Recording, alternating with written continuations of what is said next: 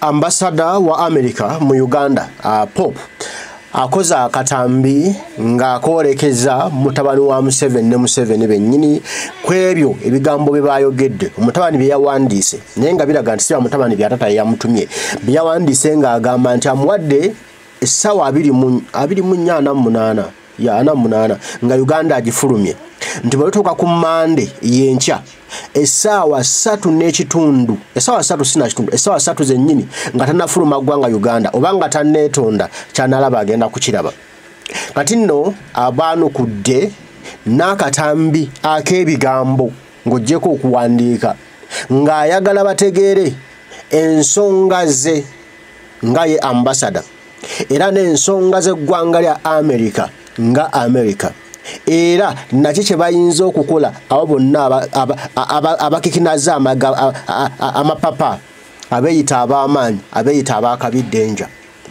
njasooke tulabe bwe biti kuba asose ebigambo bino n'abiwandiika mu bigambo bw'amaze obiwandiika mu bigambo then n'abimuweereza ne mu Katambi kuba yatugambira akatambi gye kali gye tuba tukasanga ensi etegeere lwaki bakola bye bakola ku sanctions kuba kwe kwavudde olujejembo oba kwe kwavudde obuzibu bw'omukulu ng'agamba nti no balina omunene we omusajja we ow'oku lusegere gwe bataddeko sanctions ekyamulumye ennyo musajja we bamuteekako batya sanctions okitegedde kakati nno n'amwanukula ebigambo abetise ebigambo bitono nnyo then n'amala n'aweereza akatambi kennyini akalimu ebigambo by'ensonga ezo era omulenzi akakkane kubanga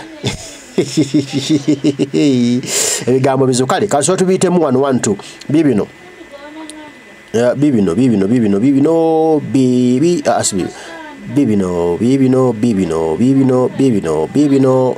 ebigambo byawandiise bibino byennyini agambye nti we support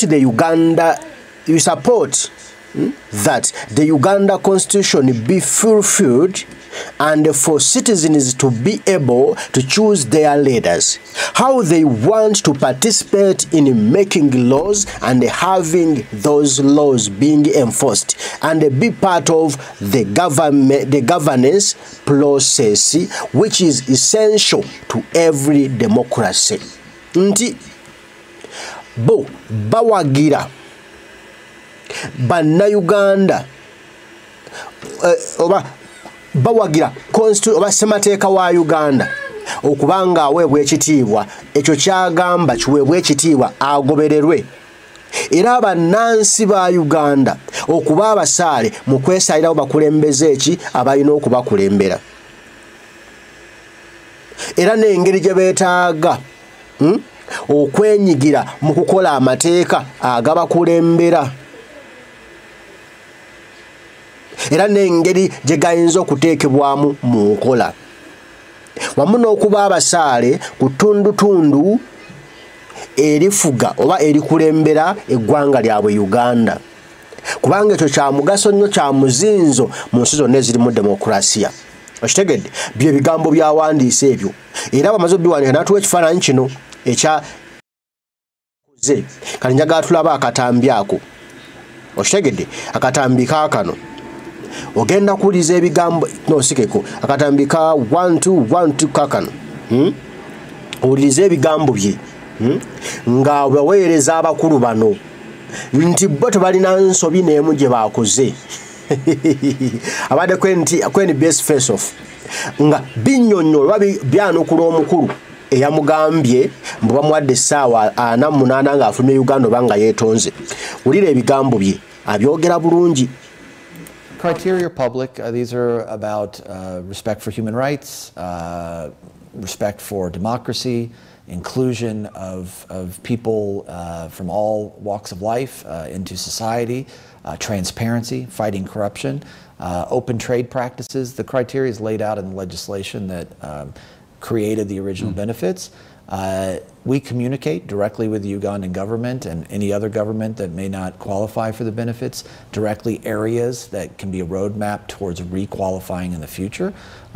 So the Ugandan government is aware of criteria that have led to this decision, but ultimately our hope is not only for the trade benefits, but for the benefit of Ugandans as a whole, that adherence and adoption of these practices will provide benefits writ large. And ultimately, I think that's really what the purpose of this legislation has always been, is of course to support trade, but also to support a trade positive environment. And we know that societies that are democratic, that respect human rights, that fight corruption, that are more transparent, are not only more competitive economically, but more stable and prosperous democratically. Mr. Ambassador, speak about...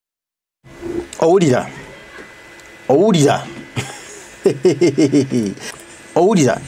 Ensonga zogeranga bwe ziri lwaki bakola bye bakola. Nti ebyo bye bakola birina okuweebwa ekitiibwa.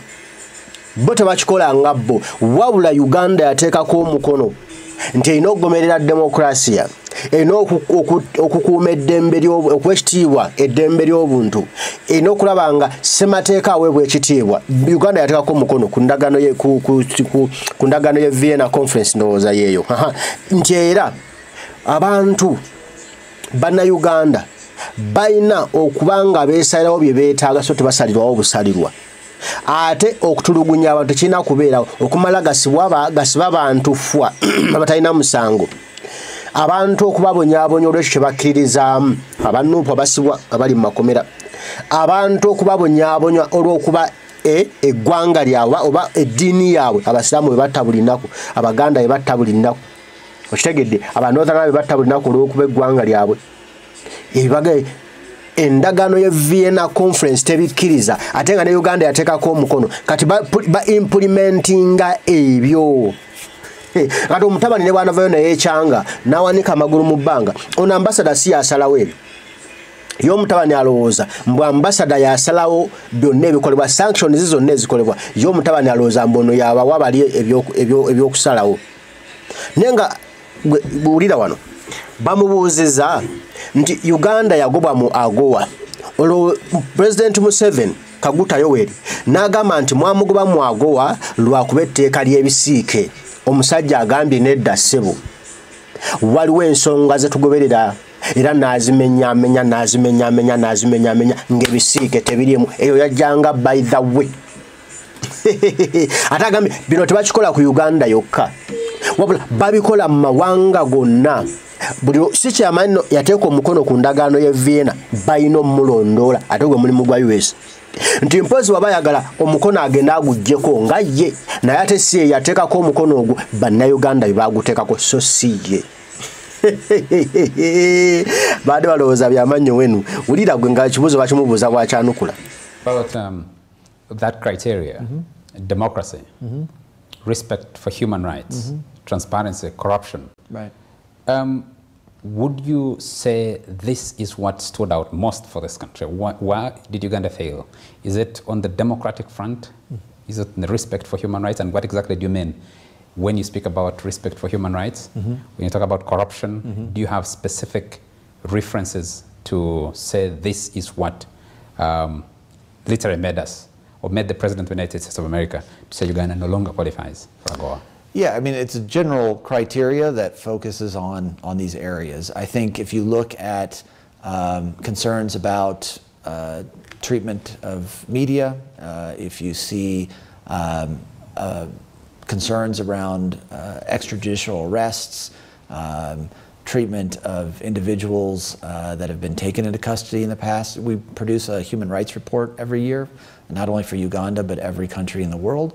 And you can see examples of concerns around specific areas of human rights. And so those are some of the key areas. Certainly, we've had concerns about various members of society. We've spoken very clearly about our concerns around the Anti-Homosexuality Act, criminalizing people for their identity. But I want to be clear that the determination around AGOA was very broad, and it was around concerns, generally speaking, about human rights, about erosion of space for civil society, opposition, and other political organizations and candidates to be able to completely participate. We've spoken out about that on various occasions, about ensuring that everyone has a right to participate in democratic processes. So there's examples of that nature, again, outlined in our human rights report, that unfortunately led to this determination. We have outlined ways that Uganda, again, to the Ugandan government, that AGOA can be revisited in the future, but it is a criteria-based preferences program. Just before we take a break, let me pick up on one. Ensonga oziwulira baba. Bano muliro bajja guwulira ebintu si byangu nnyo. Bannabyabufuzi ab'oludda oluvanyuma balina okuba n'eddembe okwenyigira mu byobufuzi kuba kiri mu mateeka. Okukola enteekateeka z'okuggyako gino Museveni bazikole nga tebakubwa ku mukono. Okusiba abasibe ba National Platform ensonga zonna azoogedde. Okutulugunya abantu awatali musango ensonga zonna azoogedde. Tebeesiba ku kiri kya Ismaya kulya bisiike kati gino Museveni bamutemye. Abadde agamba lwakuba bisiike nga yebadde ggolo ejja badde atambuza era gy'abadde atambulirako lwakuba bisiike nze siwagira bisiike Kyagulanyi wagira ebisiike ndowooza mulabe batukoze batuggyeko bizinensi yagowa omusajja yogedde this was a bloody based decision naye nga ensonga enkulu yali ddembe lya buntu kutulugunya abantu nga babatugunyiza obwereere okitegedde okusiba bantu olw'enzikiriza yaabwe okusiba bannabyabufuzi okubalemesa okukola enkuŋŋaana Kyagulanyi Center kwe kwasinziira eyo era okusinziira zi sanctions kino Museveni omulira aguwulira waliwo ekibuuzo kino gyasobola tukiwulire bulungi kye bamubuuziza. The Ugandan government in its response said that the country was being punished because it passed an anti-homosexuality act. And this is what the President of the Republic of Uganda had to say. We are therefore not impressed and cannot be part of that morbid or uni-ideological thinking of this or that type. The universe has been here for the last 30 billion years, and human society has been here for the last 4.5 million years. You therefore should not have the audacity to impose on the society you live in let alone the world, your narrow uni-ideological orientation. Duty-free, complete access to the United States economy for countries that take those steps of opening their economies, of respecting human rights, of supporting democracy, etc. And this is legislation that Uganda actually supported its passage years ago when AGOA was created. So these are criteria that countries have agreed are important and that are part of advancing economically. So it's not an imposition, it's an opportunity that unfortunately for the moment is not available, but we hope we'll find a path forward that in the future will be available for Ugandan businesses again. Let's take a commercial break and we'll pick this conversation up in a moment. Byebyo omusajja ensonga agizzemu bulungi kati no kyoba omanya awe wavudde akabasa omulenzi n'atabuka omulenzi n'ataama omulenzi n'ali obuwuka kubanga bwe baali nga bayisa sanctions ezo bwe bayisa sanctions ezo ambasada wa America ono William Popp yakwata nga bwe babiyisizza n'abiteeka ku mukutu gwa America ogwa embassy ya mu Uganda wano American Embassy Uganda Kampala n'abiteekako era naddamu n'ensonga ne baziwandiika bulungi nnyo lwaki abasajja bano bateekeddwako sanctions kati ebyo bye byaluma omulenzi n'agamba abantu bange bwe mbadde nsuubira okuleeta okunnwanirira mpamba obuyinza ate bataddeko sanctions kati nze ngenda kusigalawo ku bwani okitegedde kukulanga akuba omupiira nnyo ng'akuba ambasada wa America ng'amutaddeko mbugwe okuvuddeko ebisobyo omusajja wera ensonga azoogera kwate si bigambo bye wabula eno ndagaano ye Vienna eyateekwako omukono ne Uganda nti nno erina okuumibwa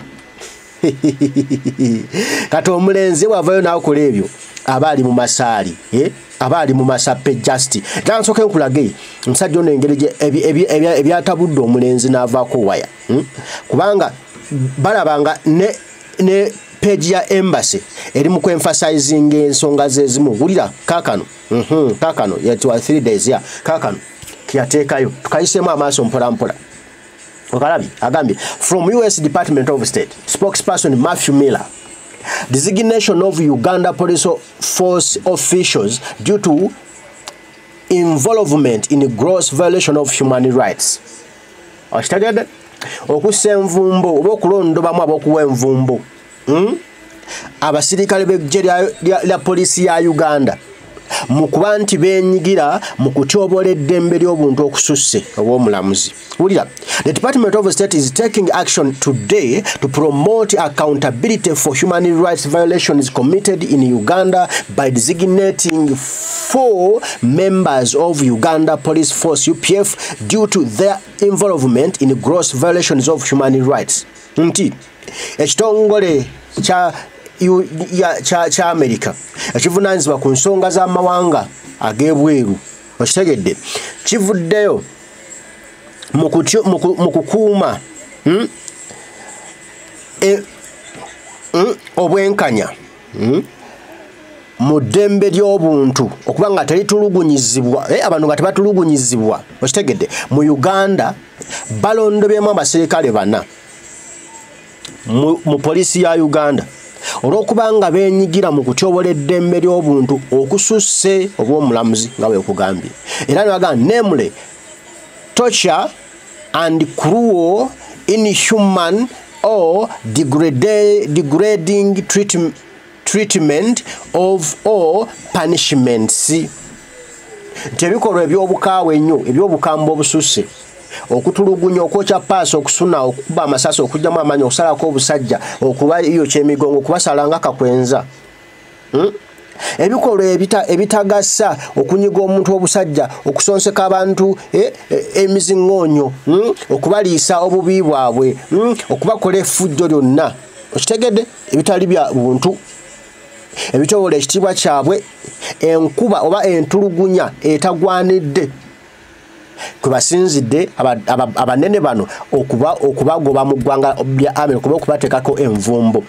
These individuals are Bob Kagarura, the then Wamala Regional Police Commander of the UPF, Alex Mwini, then District Police Commander for the Mitiana District of the UPF, Eli Womanya, then Senior Commander within the UPF and the Deputy Director of the UPF Criminal Investigation Division in charge of the Social Investigations Unity.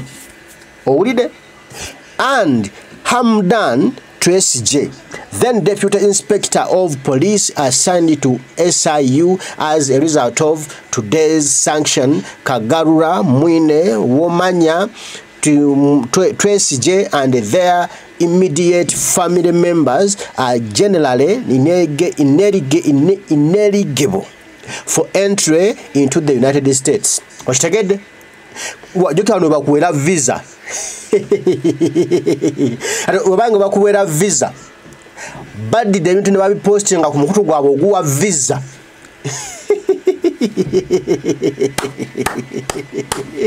Nti igwe ne family yo nabakuli okumpi abakulika tewalakkirizibwa kugenda mu America kiba kiwedde bino byatabudde omukulu kuba ino business nende mu America zibadde baddukanya nga bayitamu abantu ntwabo abantu ntwabo kumbe babalaba eriso libaliko kakati babagambye tebakkirizibwa kugendayo kati olw'okubanga bitadde ku mukutu gwe guno ogwa US Embassy Kampala omusajja kimutabudde kimujje mu line kimujjeko wajja awandika buli kasasiro netabanje bigenda kuggwera engoma ekuze bro hulira wano bagambye the reports that Kagarura Mwine Tracy J and Womanya were involved in gross violation of human rights as documented by Ugandan civil court documents.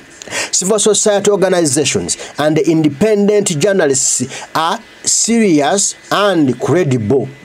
By publicly designating these individuals, the United States reaffirms its commitment to advancing the human rights of all Ugandans and promoting accountability for those responsible for human rights violation.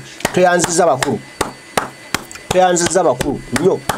Owulira ndowooza engoma weeri wano engoma weeri wano nti bano abagobeddwa abatakirizibwa kuddamu kuyingira mu America Kagalula Mwine Twesigye ne Wamanya obujulizi bwe buli okuva mu kooti za Uganda okuva mu biwandiiko bya kooti okuva mu bitongole ebirwanirizi by'eddembe by'obwannakyewa okuva mu bannamawulire abeetengeredde abatakolera gavumenti ya Museveni era nti bino bya ddala bya mazima bya laali benyigira mu kutiwa n'okutulugunya eddembe ly'obuntu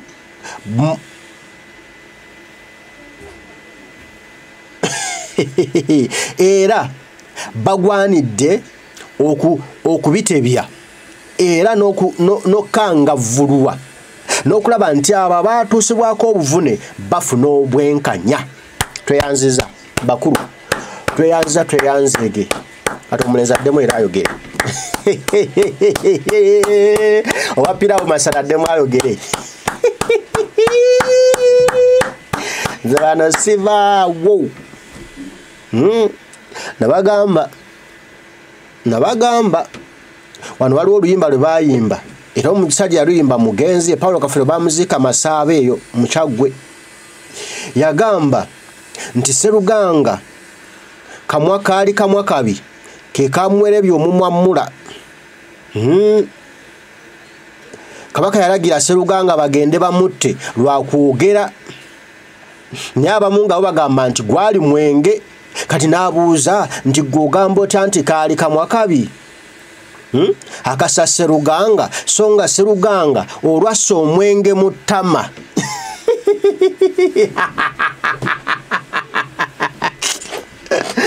No nyumya luyimba lwa Kafeero mulumanyi dipo naziggala temunteka mu bigambo byammwe.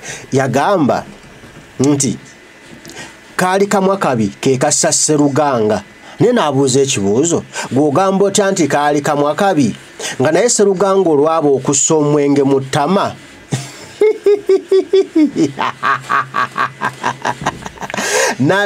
Yalandukira ku biri byali mu ttale bye yasanga kabaka. Yasanga kabaka ng'ava ku musawo ku muganga kabaka n'amugamba nti munnange togezanga n'onjogera gye wandabako eno gye mbadde nva ku bikulu. N'amukomekkereza nti ofubanga nnyo obutabyogera n'okikuumanga kyama n'amuyita erinnya emirundi emeka Siroganga kibe kyama ky'emirembe n'emirembe. Owulidde ne bamukomekkereza noono omulenzi Sseruganga olwatuuka mu lubiri kabaka ng'akola akabaga yeekulisa gy'ava ku muganga okumujjanjaba amaaso agaali gamuluma n'ayita Sseruganga eyamulaba yamanya ku kyama kye naye ajje abeerewo kapate kweyozaayoza munnange ensonga zitambule. Sseruganga olwatekamu wata eccupa n'atandika aye Ssaabasajja Kabaka ogondegunde ondabiranga ddala ssebo tunagondanga babiri tuli bakyama kyaffe babiri okuva mu ttale sidikyogera